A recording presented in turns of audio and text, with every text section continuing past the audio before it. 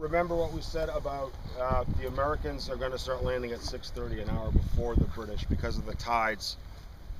How that's all going to work? They have to go in first. Um, so what's going to happen? 5:30, the naval barrage, Task Force 125, is going to open up, and they're going to start plastering this whole area. The landings are going to supposed to happen further down the beach at the next exit. This is exit 2, exit 1, exit 3, exit 4. What happens? Well, I'll get to that. So the naval bombardment is fairly effective, but it's only a half an hour long, like I say, which is not sufficient to really eliminate all of the gun batteries. But what is so crucial here is, unlike at Omaha, where we'll see the bombers come over perpendicular to the beaches and they're strategic bombers, here it's the 9th Air Force, which is a tactical air force. They're there to support troops on the ground, and they're going to fly along the beach. 275 or 76 Marauders along the beach, just boom, boom, boom, boom, boom, boom, boom. So a lot of the beach defenses are hit. The 88 that's located at this position, the optics on it are messed up, so they can't range the gun. But as you saw, there are other batteries behind. 6:30, 8th Infantry Regiment begins its run-in. Now, they've been circling for more than an hour out there, so these guys are in these flat-bottom boats just circling in the water, sick as dogs. Yeah. You know. As they begin their run, there are 3 craft that are responsible for guiding these guys into the beaches. There's one primary craft that's going to set the landing area for the whole beach, and then 2 subordinate ones, and all of them suffer various malfunctions. One, its propeller, if something happens with the propeller, it's out. That's the main one. The other 2 mines take out these 2 ships. So there's very few casualties from mines, but unfortunately here, or fortunately as it turns out, the 2 ships, the spotter ships, they're going to be taken out. Now, I'm sorry, I want to back up a second, but at 4:30, just before the barrage starts, you have those islands out there. Those are Ile Saint-Marcouf, or 2 islands. Allied planners are worried that the Germans are going to put defenses on those islands. And obviously, if you've got your invasion troops coming in from there, that could be a problem. So there's a cavalry group that they assigned to take them out. They land at 4:30. Now, fortunately, the Germans on those islands have been pulled off, but the islands themselves are densely strewn with mines. And when the guys land, they're going to suffer more casualties from just clearing the mines on those islands than the guys in the first waves coming ashore. So that's 4:30, 5 to 6. You're going to have your naval bombardment, your aerial bombardment, and then they're going to start the run-in. But like I said, the ships that say, you know, are going to guide the landing craft in have been disabled. Now, there have been enough pre-invasion briefings. They know they're in the area. They're going to come in here. Now, like I said, they were supposed to go just beyond the first wave, just beyond where that house is, where the kind of land sticks out. You see the flag down there. If they'd landed there, there are batteries down in that direction that the paratroopers are still trying to take out of action, which are bigger than the ones at Breakport. They come ashore. There's some sporadic fire, but because of the bombardment, the Germans here aren't really to put much of a defense. There is some.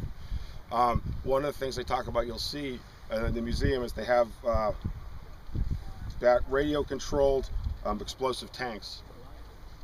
You know, the idea was the guy in there was like a little remote control. In 1944? Yes. Really?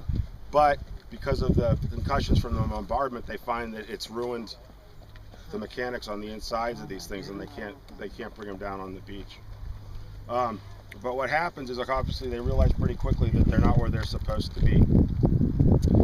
There's all of the famous descriptions of Roosevelt, President Roosevelt. Ted, thank you. The first Roosevelt president's son is here, and he walks around, and you know, guys are going, "What do we do? What do we do?" He says, well, we're here. We're going to start the war from right here. There's some C-130s back there. Now, he's later going to receive the Medal of Honor for being the guy who takes the action that says, no, we're going to go here. And he's getting people up off the beach and he's pushing them inland.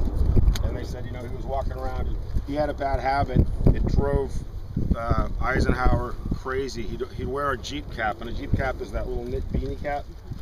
He wouldn't wear his helmet, and it just ticked him off something fierce. But he's walking around, he's got a cane, he's got arthritis really bad, but he's getting the guys up off the beach. The other person, though, I really want to talk about here is the regiment that lands here is the 8th Infantry, 4th Division, regular Army. The colonel of the 8th Infantry Regiment is a guy by the name of Van Fleet.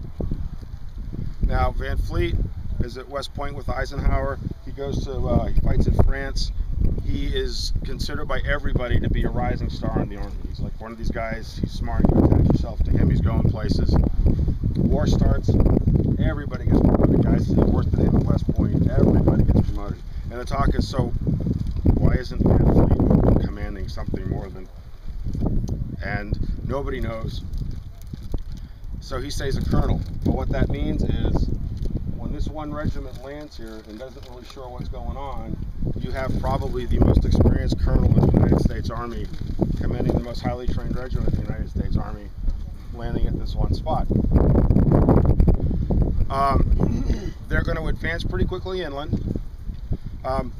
One battalion is going to shoot off in that way to exit 1 because there's an exit down there that paratroopers have secured. These guys, 2nd Battalion, is going to push in this direction. Follow-on waves are going to take the other exits. And by 11:30, 12, they're up in Saint Marie du Mont. And there's a great account of Roosevelt comes up in the town in a Jeep, takes off his helmet, and Taylor's there. He says, I want to thank every single man in the 101st Airborne for, securing the exit.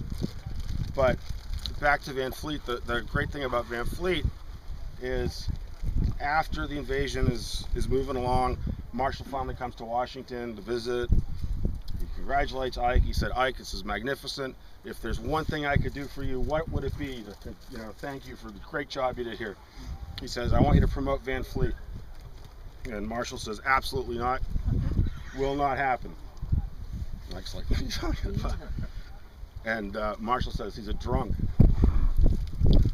I said, what? Van Fleet's a drunk.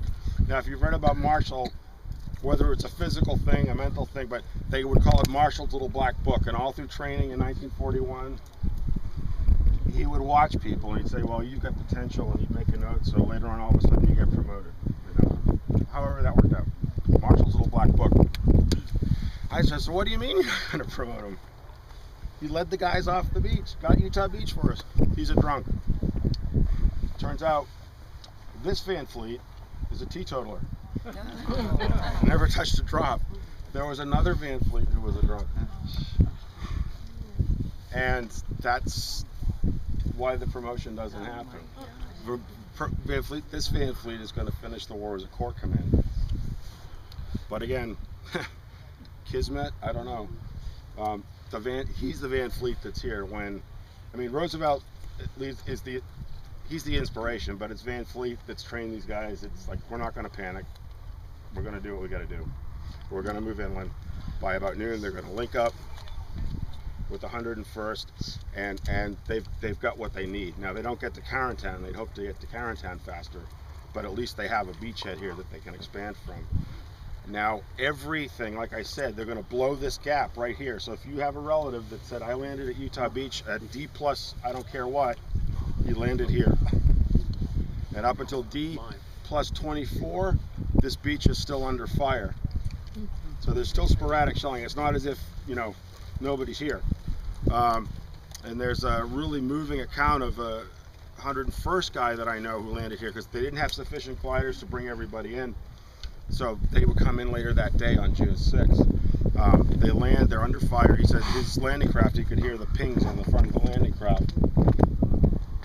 They come on shore, and of course, they're kids, right? And they're finally in France, and a lot of them are like, what the heck? Right? there's a Navy beach master right there on the left, and he's grabbing guys out of the line, and there's a GI laying, his chest is torn open, and he's sticking their faces in this guy's in the body, saying, "This is what this is all about. Get off my beach."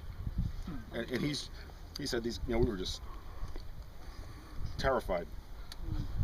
Another story here.